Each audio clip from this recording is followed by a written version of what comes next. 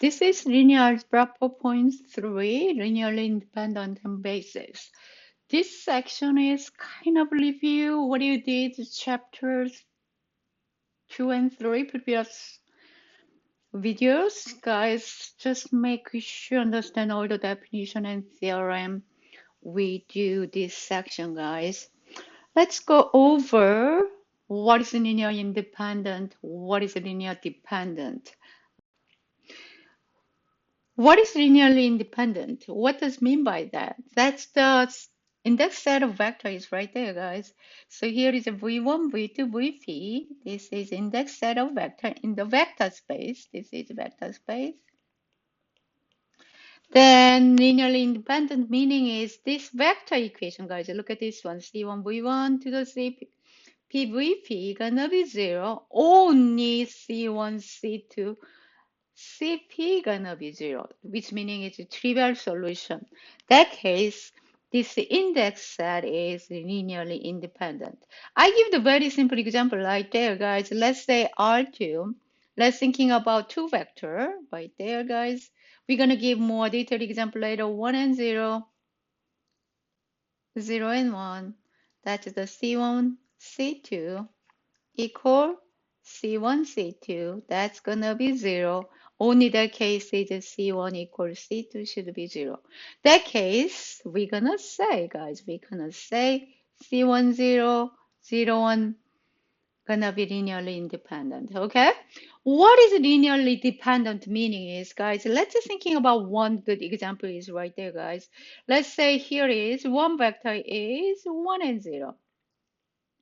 The other vector gonna be 2 and 0. So this one is vector is R2, right? So this equation you're gonna make is C1 plus C2 gonna be 0. We're gonna solve this one. I'm gonna solve it C1 plus 2C2 and 0. That's gonna be 0 and 0. You're gonna say C1 plus 2C2 gonna be 0. C1 is negative 2C2. But you can pick the any C2. Let's say C2 gonna be 1. Then C1 gonna be negative 2. We already talk about this one is gonna be, this one is not zero solution. So which meaning is non-trivial solution. That's linearly dependent. Another way see this one, guys, look at this one. So one vector is linear combination of the other. We solve this is linearly dependent. Let's say this one is C2 gonna be 1. Okay, so I'm gonna say this one is V vector. I'm gonna say this one is W vector. So what you're gonna say is C1 is gonna be negative 2V, C2 gonna be 1W equals 0. So W gonna be 2V vector, which meaning is this one is a linear combination of V vector. So when we're talking about linearly dependent, you're gonna thinking about this a non-trivial solution, and one vector is linear combination of other vector in the index set. That's we say this is linearly dependent. Okay, let's do this example together, guys. So this one, this have three vectors. We have checked this index set is linearly independent or dependent. So we have checked this vector equation have a non-trivial solution or trivial solution. So I want to change this into the augmented metric. So everyone do that. 1, 2, 1, 4, 1, 3, 9, 0, 1, 0. Oh no.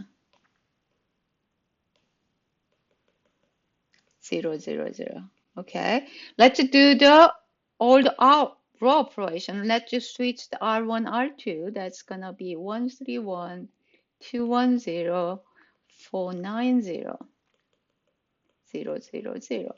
So what do you want to do next, guys? Here is this make 0, this make 0. That's another operation you need to do this. One is a 0, so we have this one, guys, right here. So this one gonna be 1, 3, 1, 0, 0, negative 5, negative 2, 0. This one is 0, negative 3, negative 4, 0. Okay? When you see what's next step, here is gonna be This one gonna be 1. Okay? So I have to do this operation right here.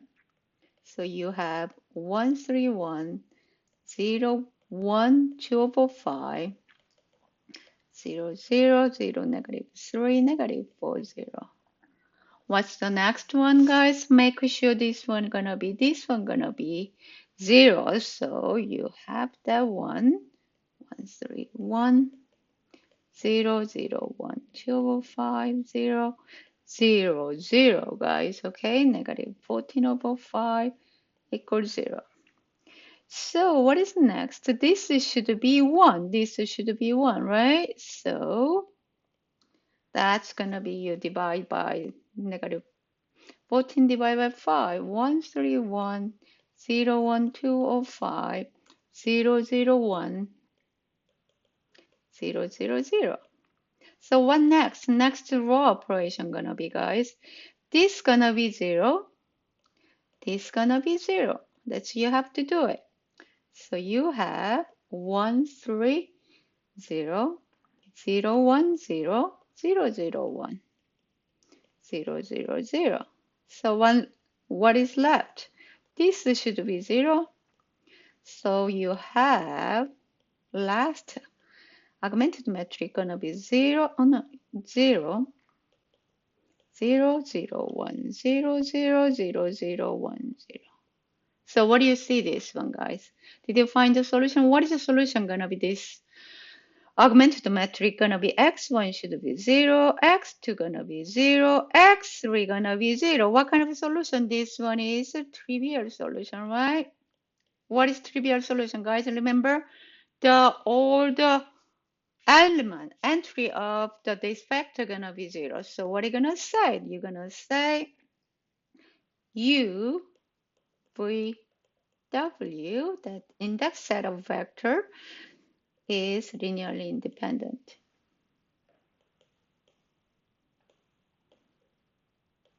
Everyone make sense this one? Everyone? Okay.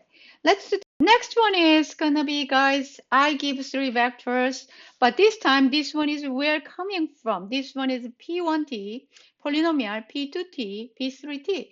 This all coming from P1, polynomial with degree 1. So how can decide if this one is linearly independent or not? So we have using the definition C1, P1, C2, P2, C3, P3 gonna be 0. Then we're gonna solve this vector equation. Then we're gonna see this is a non-trivial solution or trivial solution. Let's do it. C1 times 1, C2 times t, C3 times 4 minus t equals 0. That's polynomial, right? Polynomial is the same term together. C1 times 1 is C1 plus 4C3. That's constant term. Let's go second one, this one. So plus C2 minus C3. T equals 0. When your polynomial is 0, meaning is, guys, this should be 0. This should be 0. So you have C1 plus 4C3 gonna be 0. C2 minus C3 gonna be 0. So C1 gonna be negative 4C3. C2 gonna be C3. Okay? So we see this one. Let's say C3 gonna be 1. Then C1 gonna be negative 4. C2 gonna be 1. C3 gonna be 1. This is non-trivial solution. Okay? So this is not linearly independent. So P1, P2, P3 linearly dependent. Another thing you notice right there, guys, I'm going to plug in this one. What do you see here? I'm going to plug in here. C1 is negative 4P1. C2 going to be 1, P2T. C3 going to be P3. T equals 0. So you're going to pick any vector is right there. I'm going to pick the P3, guys, P3. So P3 going to be T. Move everything right side for P1T minus P2T. So what are you going to say? This one is linear combination of P1 and P2 vector. So that's another way you understand linearly dependent, guys. Everything make sense? Okay. Next one is we want to talk about the bases. So I think the concept of base you already knew. So base gonna be, let's say guys, you clearly see this set, this one, okay? H gonna be subspace of vector space. B gonna be the index set of vector. We call base when satisfy two conditions. First condition is B index set is linearly independent. Second, H gonna be span of B. Guys, remember span meaning is a linear combination of each element right there, index set. That case, we're gonna say B is the base for H, guys. When you're talking about base, we have to prove two things: linearly independent and span of B gonna be H. That's we call base for the subspace of H, guys. Okay, so if you remember in invertible matrix theorem, they give very good argument for the base, guys. Okay, here is very important idea. Here is metric A is invertible, n by n metric. Okay, then you're gonna thinking about all the column vector of the metric A. So A1, AN, that's the column vector. Guys, you see that? This each element gonna be Rn. So that case, guys, here is very invertible, which means the inverse function, no, inverse metric. So A1, A2, AN is linearly independent. That A1, A2, AN gonna spend Rn. So what are you gonna say? This one gonna be say A1, A2, AN gonna be basis for Rn. Guys, make sure you understand this theorem is give the how can prove the base, guys, okay? A should be invertible, guys. That's the really important condition to prove it, guys. So explain with another example, guys. I want to talk about standard base for Rn, guys. In is n by n identity metric, guys. Identity metric. In is, which means diagonal is, entry of diagonal is always 1, other entry gonna be 0. Of course, this is invertible. Everyone, this is invertible because every pivot have 1. Every row has pivot, right? This is invertible. Then you're gonna say, based on the invertible matrix theorem, say E1. E1 is, I'm gonna say column vector 1, 0. E2, second column 0, 1, 0. En 0, 0, 1. What are you gonna say? This one is E1, E2, En is a basis for Rn. That's we talk about previous slides. So this one is we're gonna say standard base for Rn, guys. So what are you thinking about R2, R3? So N is 2. So we're gonna say E1 gonna be 1, 0, E2 gonna be 0, 1. So you can say E1, E2 gonna be base for R2. Can you thinking about n equals 3? Everyone. E1 gonna be 1, 0, 0. E2 gonna be 0, 1, 0. E3 gonna be 0, 0, 1. You're gonna say E1, E2, E3 gonna be basis for R3. Okay, that's what we call standard base for Rn. Okay, let's we really practice the base, prove the base when they give some vectors. Okay, V1, V2, V3 is base for R3. So they give the V1, V2, V3. So you have proof first, what do you have proved, guys? V1, V2, V3 gonna be linearly independent.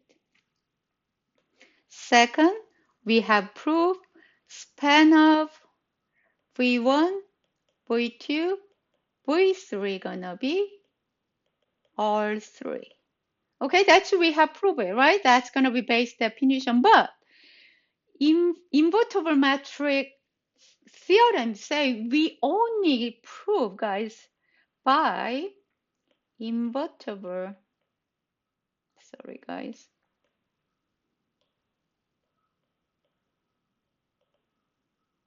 matrix theorem say we only show matrix A. That's gonna be V1, V2, V3 is invertible. Okay, that's we have proven, guys.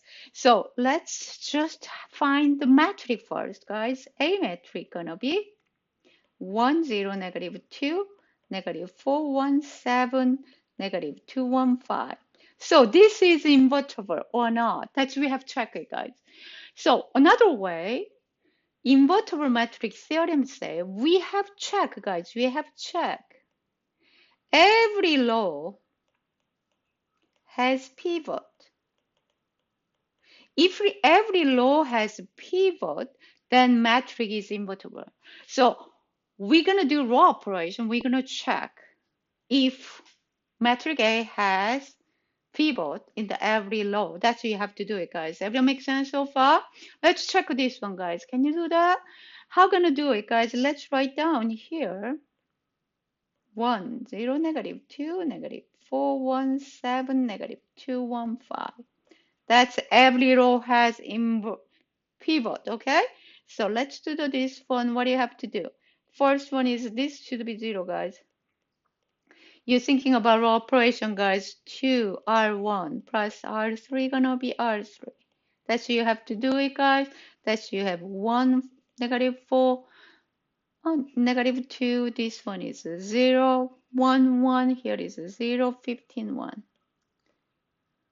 Everyone got that? That one? Okay. Next one is what do you have to do? This should be what, guys? This should be 0. This should be 0.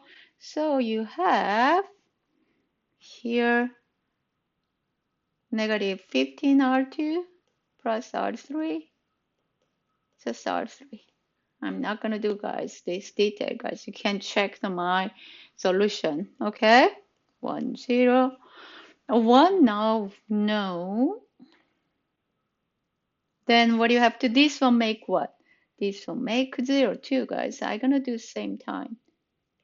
This one going to be 0, okay? Same time. So I have, guys, 1, 0, negative 6, 0, 1, 1. This one is 0, 0, negative 14. But guys, you don't have to do anymore because you see every row has pivot. Here is a pivot.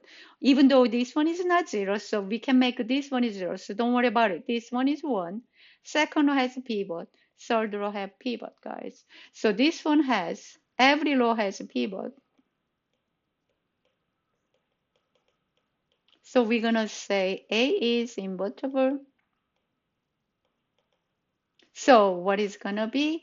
V1, V2, V3 going to be base for R3. That's how to prove it, guys, okay? All right. Next one is you guys practice. How can prove this is, this set S going to be 1t squared is base for P2. What is P2? P2 going to be set of polynomial with degree 2, okay? So what is this one looks like, guys? A0 plus A1t plus A2t squared, A0, A1, A2 are real number. Guys, look at this P2, set of P2. You always already notice it span 1t squared gonna be P2. Can you notice it? This is a linear combination of 1t squared. All you need to do here is you have proved 1 t square is linearly independent.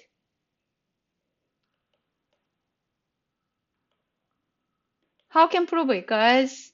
Have any idea what do you prove it? C1, 1, C0, 1, C1t, C2t square should be 0. You already did it. What do you have to do? This one meaning is C0, C1, C2 should be 0, which meaning is 1t2 square is linearly independent.